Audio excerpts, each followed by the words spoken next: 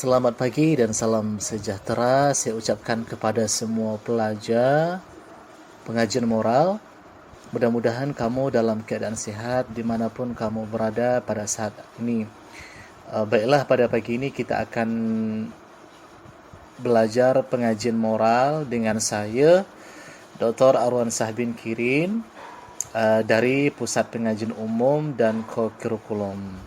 Baik, untuk bab pertama, yaitu tajuknya adalah konsep moral, akhlak, etika, dan nilai.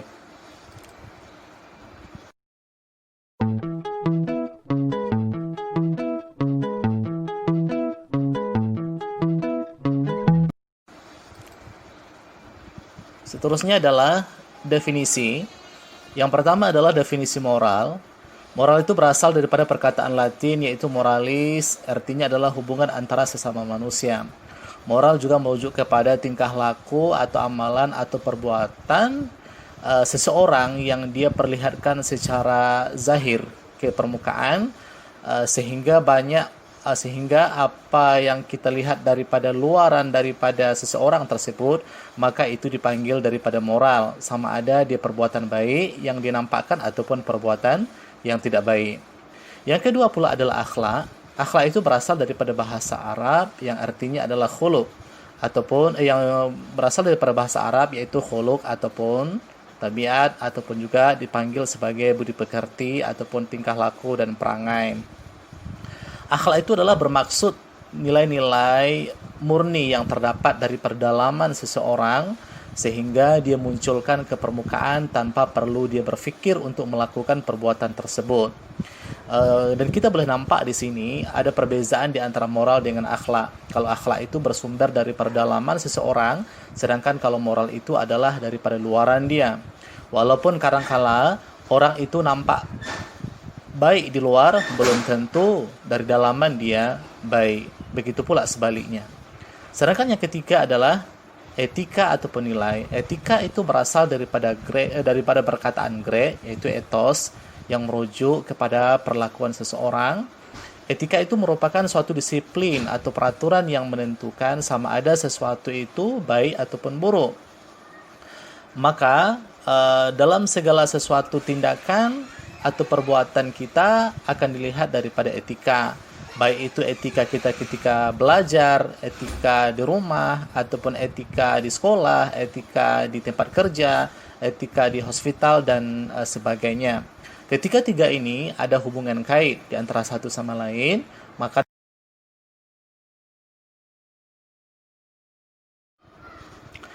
sebelumnya kita telah membincangkan tentang definisi di antara moral, etika, dan akhlak.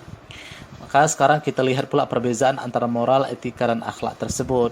Kalau kita lihat moral ini, ianya merupakan daripada perspektif barat. Sedangkan akhlak pula adalah dari perspektif Islam yang mana merujuk daripada Al-Quran dan daripada Al-Quran dan Sunnah Rasulnya. Kemudian etika itu adalah satu set peraturan dalam sesuatu masyarakat seperti mana yang telah kita singgung tadi, baik itu etika berpakaian, etika dari etika di hospital, di setiap institusi mereka memiliki suatu etika atau satu set etika yang perlu dipatuhi oleh orang atau seseorang yang berada di dalamnya. Kemudian fokusnya adalah moral ini lebih menjurus kepada amalan dan perlakuan luaran yang dizahirkan oleh seseorang, sedangkan pula akhlak itu lebih menjurus kepada dalaman seseorang yang membentuk tabiat luaran dia menerusi perbuatan seseorang tersebut. Kemudian etika adalah satu set peraturan yang berkait rapat dengan nilai-nilai moral serta norma ataupun kebiasaan sesuatu masyarakat. Misalnya kalau sekiranya pergi ke kenduri kahwin, kita mesti berpakaian atau beretika yang seperti ini. Masuk ke university mesti beretika yang seperti ini. Masuk pula kita misalnya ke pejabat, kita mesti beretika seperti ini. Tidak boleh kita melanggar etika-etika yang telah ditetapkan oleh sebuah institusi, karena setiap institusi itu memiliki etika masing-masing yang akan mencerminkan moral seseorang. Moral itu bersumber daripada pengamatan ataupun pengalaman individu atau sesuatu kelompok masyarakat, sedangkan akhlak pula itu bersumber daripada Al-Quran dan Sunnah Nabi Muhammad. Kemudian moral sentiasa berkembang dan berubah mengikut situasi masa. Kemudian juga ia menggunakan logik akal tanpa asas agama yang konkret. Kemudian sedangkan akhlak pula dia tetap dan tidak berubah-ubah dari dulu sampai sekarang, ianya sentiasa seperti itu. Ya, kemudian kalau moral pula kadang-kala orang kampung dia terlalu primitif, atau mungkin tidak paham keadaan macam mana orang di bandar ataupun orang di kota. Apabila dia berpindah ke suatu tempat, maka dia mesti akan mengikuti keadaan orang yang di bandar, atau boleh jadi juga dia yang akan mempengaruhi orang lain untuk menjadi yang lebih bermoral. Baik, akhir sekali adalah faktor yang mempengaruhi moral seseorang. Ianya terbagi kepada dua. Yang pertama ada faktor dalaman, yang kedua adalah faktor luaran. Kalau kita perhatikan daripada faktor dalaman, diantaranya adalah adat istiadat. Ini adat istiadat, kemudian agama, naluri, genetik ataupun keturunan. Kemudian kalau faktor luaran pula seperti persekitaran, rakan sebaya, keluarga, pendidikan, media massa. Kita tahu bahwa seseorang individu akan dibentuk oleh persekitaran di mana dia tempat tinggal. Kalau dia tinggal di tempat orang yang baik, maka dia akan menjadi baik.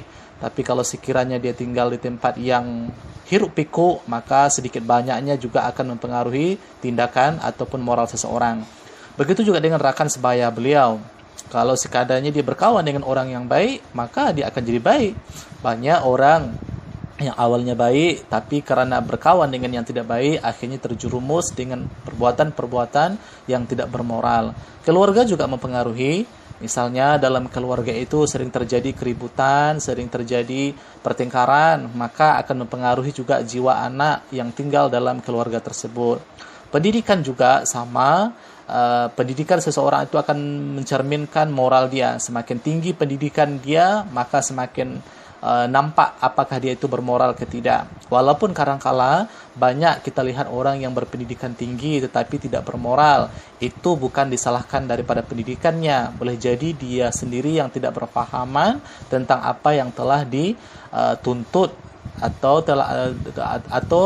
apa yang telah dipelajarinya. Kemudian media massa. Media massa ini sangat mempengaruhi, sama ada itu media massa melalui elektronik ataupun surat kabar dan sebagainya. Kemudian itu saja mungkin untuk pembentangan kita pada hari ini. Saya ucapkan terima kasih.